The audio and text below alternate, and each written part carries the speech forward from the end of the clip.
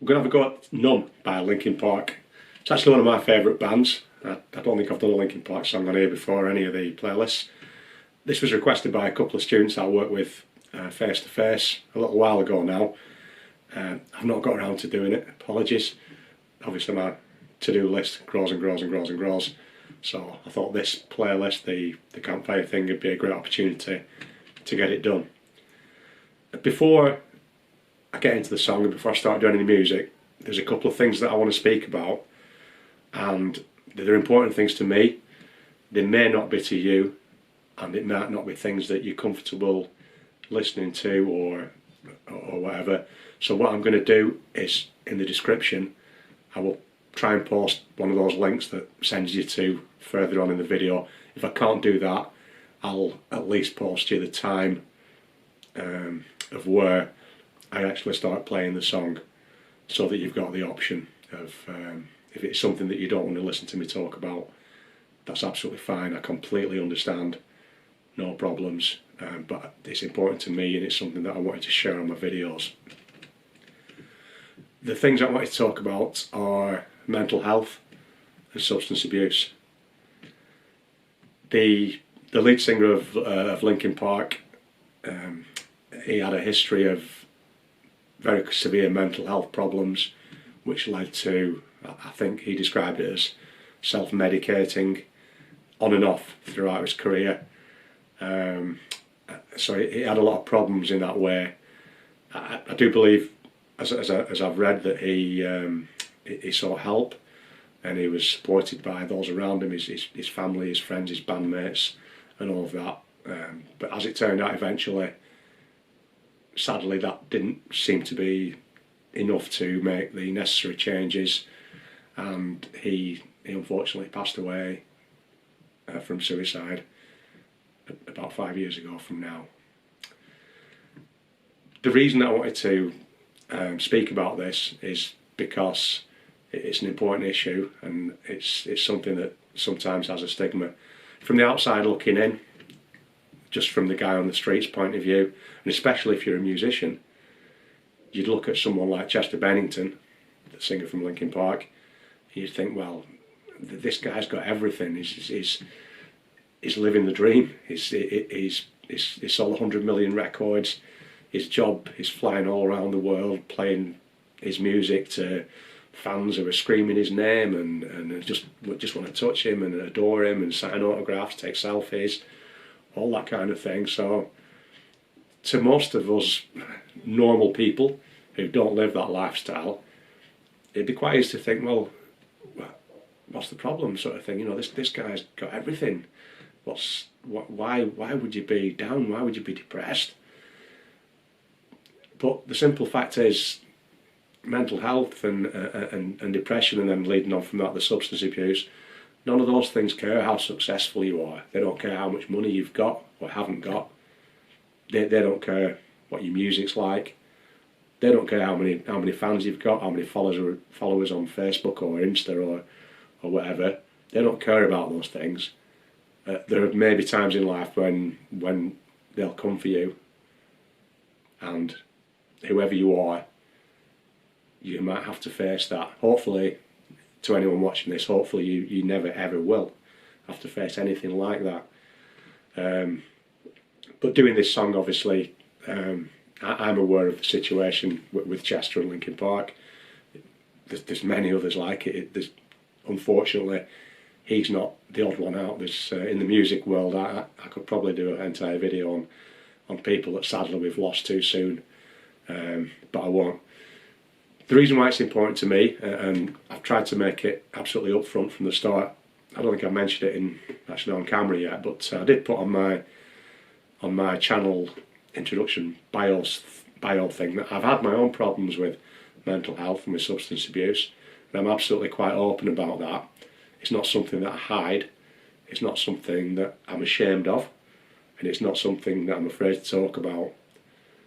I want to, if I can do anything at all, if anyone's watching this, I want to make sure that you understand that I've got no stigma with that, because there still is, unfortunately, a lot of negative connotations and a lot of stigma with, particularly, I mean, substance abuse is one thing, particularly with mental health.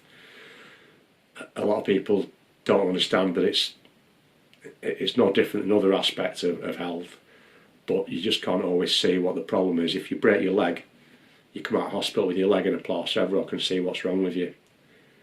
If you've got problems with your mental health, not necessarily. It's obviously it's not visible, so it's not there for everyone to see, and not everybody understands that. So, what I'd like, or what I hope that just by talking about this, the main thing, by talking about this, the message that I want to sort of give to everybody that watches this, or it's the same message that I give to anybody in everyday life, is that it's absolutely okay to talk. There's no problem, there's no shame in it, there's no weakness in it.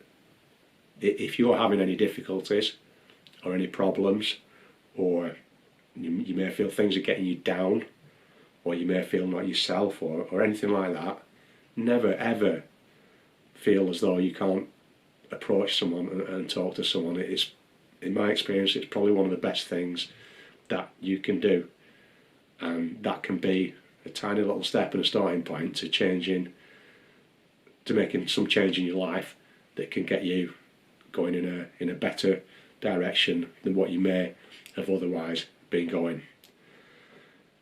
I'd never ever, musically, I'd never ever compare myself to Chester and Linkin Park, but I would, the comparison that I would say, the similarity I would say, is that a lot of people, as I mentioned, would consider him to be lucky to have the things that he had, and I mean, a lot of what I was talking about was tangible things, the money, the fame, the fortune. That's not everything, but obviously with that he will have been able to seek help and be able to access help that maybe not everybody is able to do. The similarity I draw is that I don't have any of that, but I'm lucky in a way that I've got an absolutely fantastic family, amazing friends, which that's the luck of the draw. You may or may not have those things, but even if you don't have those things, there are some incredible organisations and resources out there that are ready and waiting to be able to help you and speak to you if you choose to do that.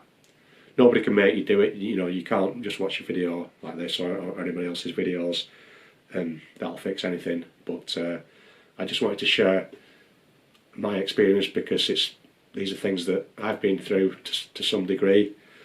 These are some services that I've used and have helped me to make changes to myself, and thankfully not be in the same position as what I have been at other points in my life. They've made positive changes to me, whether it's the mental health. In my case, I've took counselling and spoken to people. That worked very well for me, and I've also approached services for substance abuse as well, who were absolutely brilliant, and my experience is they are there for you, they are out there. I will, in terms of that, I'll post some links in at the bottom of the description. Again, I know some people aren't comfortable talking about this or even watching about this for whatever reason. It may be that they don't like to, it might make them feel worse by seeing this, and that's the very last thing I want to do. So as I said before, I'll put a link to anyone that hasn't been wanting to watch this, and I'll try and put some useful links to some resources. I don't know all of them, but some of the ones that I've been familiar with and that I know about at the bottom of the description on the page. And just to finish off the sort of the chat, not a lecture, just a bit of a chat. There's always somebody that you can speak to, even if you feel as though you might not be able to, you might not be as lucky as what I am with friends and family, but sometimes even you can meet a stranger on the street, or you know, if you're out having a pint, or I have a probably bad example when I'm talking about substances, but there are good people out there that will listen to you, and break the stereotype. You're not going to go in there and sit on a leather couch and have your brain exploded by some professor or something like that. There's places you can go in, I believe in every town, I've seen it in every town near me, where you can just come in, you can have a cup of tea, and you can speak to people who might have their own problems in their own lives, and sometimes just by talking to somebody, it can help to start the journey of making things better. So the takeaway, it's I think there's an organisation on Paul Stick called, I think it's called Andy's Man Club. That's a suicide prevention group. There's loads of other organisations, things to help, but the Andy's Man Club thing, their sort of motto is it's okay to talk. It's okay not to feel well. It's okay not to be okay, and it's okay to admit these things. There's no shame in it. There's no weakness in it. There's none of those. If someone tells you there is, well, frankly, it's bullshit. There is no shame. There's no weakness. It's always okay to talk. So on that note, try and raise it up a little bit. I'm sorry if that's not a particularly happy topic, but it's an important one. It means a lot to me. We'll get on to the music. Numb by Linkin Park. When I was preparing this arrangement, I made note of a couple of things that I wanted to be aware of and make sure that you're aware of as we're going through it. One is related to something in the arrangement, and the second one is towards the end of the song. There's some new chords, or maybe new chords, I don't know if you know them or not already, and a couple of changes that might be a little bit quick compared to the other songs that I've done on this playlist. So I'm going to tackle the song in 3 different parts, and then I can cover those adequately. The first thing I'm going to do is look at the first verse and chorus. That's totally straightforward chords, so it shouldn't give us any problems at all. So that's a good starting point to get us going with the song. So to begin with, after the sort of keyboardy sampler type intro brings us into the song, it starts off. I'm tired of being what you want me to be, feeling so faithless, lost under the surface. Don't know what you're expecting of me, but under the pressure of walking in your shoes, caught in the undertow, just caught in the undertow. Every step that I take is another mistake to you. Caught in the undertow, just caught in the undertow. I've become so numb, I can't feel you there. Become so tired, so much more aware. I'm becoming this. All I want to do is be more like me and be less like you. So, sorry for the singing again, I'm trying to do the rapping part as well. Just wanted to try and put everything in there. That's quite straightforward, or it should be quite straightforward to you before we move on to the next bit, which might be a bit more challenging. You'll need to move my song sheet on a little bit down, so I can't remember all the lyrics and the chords at the same time. The challenge on when we look at the second verse and chorus, which is what I'm going to do now, and it's something that's quite common in a lot of Linkin Park's writing of songs, is they sometimes add just an extra line into the bottom of a verse or in a chorus or something, which disrupts the arrangement. A lot of the songs that I've done, or most if not all of the songs that I've done so far on the Campfires, they've been quite straightforward. That's the verse bit progression, that's the chorus progression, and we're playing the same thing, only the lyrics are changing. That's quite often the only thing that changes. In quite a lot of Linkin songs, and this is one, they've added an extra line onto the bottom of the verse, which just changes it slightly in the part where we transition from the verse into the chorus. So there's an extra 3 chords in there, an extra line of singing at the bottom of the verse before it goes into the chorus. If you don't know what I'm talking about, obviously have a listen to the original song. It's all there on my song sheet, which I'll link, as I always do. I'll try and play through so that you can see the difference. of what that extra line makes to how we're going to approach it. Can't you see that you're smothering me, holding too tightly, afraid to lose control, 'cause everything that you thought I would be has fallen apart right in front of you. Caught in the undertow, just caught in the undertow. Every step that I take is another mistake to you. Caught in the undertow, just caught in the undertow. And every second I waste is more than I can take. So hopefully you can see that extra line after the caught in the undertow part. There's an extra line of every second I waste is more than I can take when I'm playing the E minor, G and D. Every second I waste is more than I can take. So that's the extra bit that we don't have in the first verse and chorus cycle. So be aware of that, because it can catch you out if you're used to just playing the blocks of verse, this many changes, chorus, this many changes, repeat, repeat, repeat. So it's slightly different. So after the second chorus, we go into the bridge section, which is completely different to any other part of the song. It does change. It's got some different chords in. Might be new chords too. There might not be. They're not ones that I've covered before. Some of them, quite a few of them. And I've tried to arrange it so that it's as simple as possible to play. But there's a few things that I just couldn't get around in terms of using the chords that are used. One of the things that makes it tricky is Linkin Park are a full band, as well as the guitar player.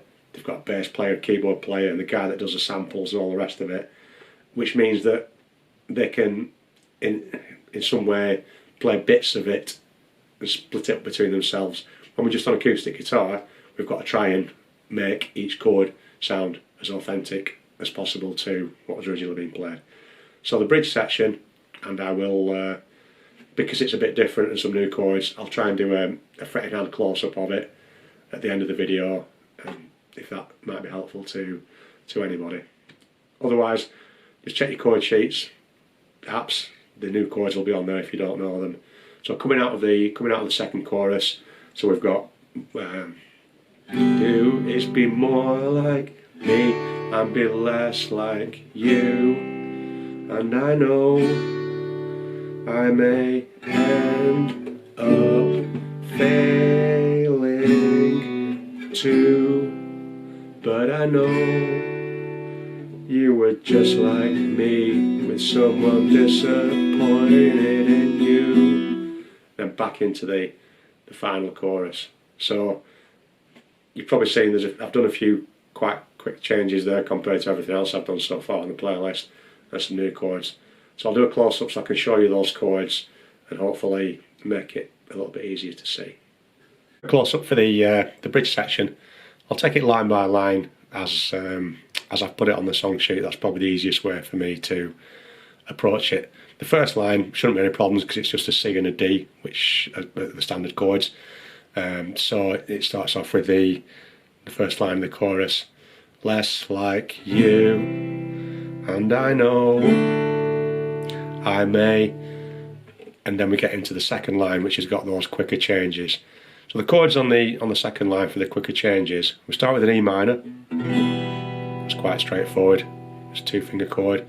The second chord is called a D with an F sharp root note. It's written down as a D/F sharp. So if you see a chord that's got like a slash in the middle of the name, what it means is you play the chord, the first letter that you see, and then after the slash, it's telling you to play the chord with a different root note. What that means is, normally I play a D, my root note is going to be the D, so in this case it's my open D string. That's where the chord starts. The F sharp bit means that I want to play the chord but with an F sharp root note, or the lowest note wants to be an F sharp. I've chosen to do it this way because it's simpler for me to play it this way. That's the easiest way I found to play it. It's to play a D chord as normal, so I'll play a normal D chord, and then this is something I've not done before on the channel whatsoever, is I'm going to play the F sharp with my thumb by bringing my thumb over the top, and play the F sharp. I don't really want to play the A string, the open A string, the 5th string, that one. I'd rather not play that.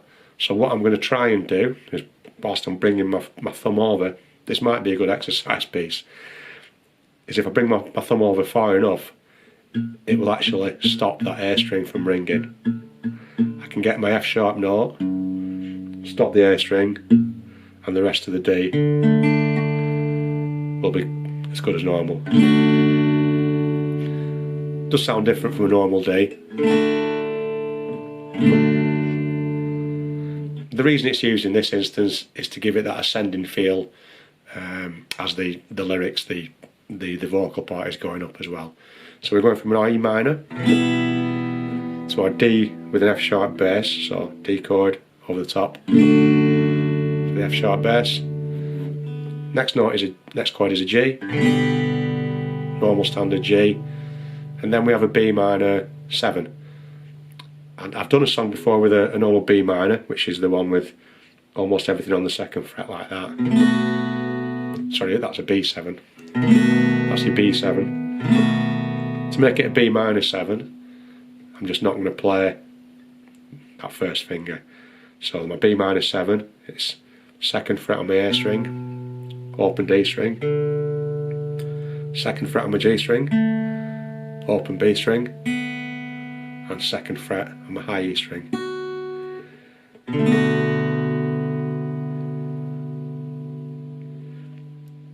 This way of playing it, I'm using my 2nd, 3rd and 4th fingers. The reason I've chosen those is because when I play a normal B7, I'm used to playing that chord in that fingering. By just taking that off, I've got my B minor 7. Alternatively, you can play it with fingers 1, 2 and 3. So you can use 1, 2 and 3 to play it. The fingering makes no difference to the sound of the chord. If you're more comfortable doing that, that's fine. I tend to just by muscle memory do it that way with those fingers, as I say, because of the B major 7. So the pattern, E minor to our D with the F sharp bass,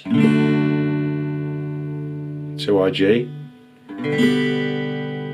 to our B minor 7.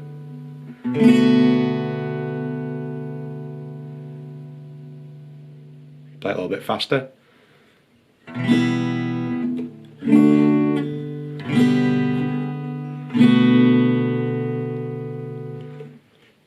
Once you've got that line sorted, and that might take you a bit, don't worry if you've got to practice a little bit to get those chords going.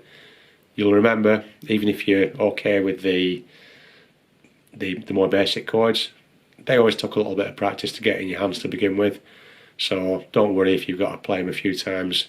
If they're new to you, you'll always find that. I've been playing a lot of years. Sometimes when I learn a new chord, I have to practice it a few times. It doesn't come automatically like that with anything new. So don't be worried if it takes you a little bit longer.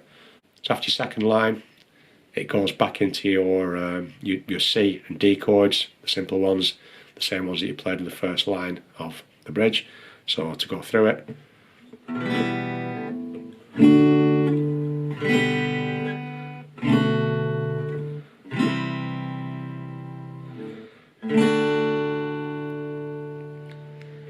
So that's 3 lines done, just 1 more to go, bear with me. Should be fairly straightforward. On the 4th and final line of that bridge, I've chosen to do a B5 chord, which is actually a power chord. So I'm going to play 2nd fret on my A string, 4th fret on my D string, and 4th fret also on my G string. I'm using these fingers, and I'm also making sure that I'm not muting my high E and high B strings. There's a reason for that, because the final chord I'm going to use those. So just those 3 notes, that's my B5, and the chord that I'm going to follow that with is called a B sus4, and all that I need to do, I don't have to change anything on my fretting hand. I'm just going to, rather than just playing those 3 notes of the chord, I'm going to include the B and E strings, the high B and E strings as well. When I played it through, I think I strummed 4 of each or something like that, just to give it a bit of a lift towards the end of this section. And I'll do that again now, and you can see that I don't change hands, but just by including those extra strings, it gives the chord a different change and a different feel. And after this, it just drops straight back into another chorus.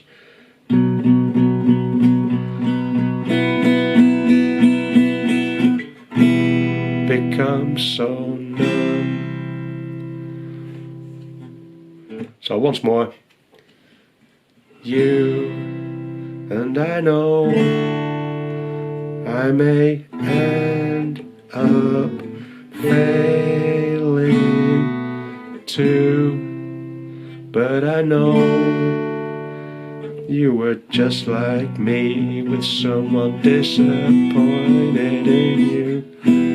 Become so numb. And play through the chorus. I know that bridge bit might be a challenge for some of you, but it's worth persevering, because sometimes a challenge is worth the rewards when you get there. If you don't like it, you can still enjoy the verse and chorus bits.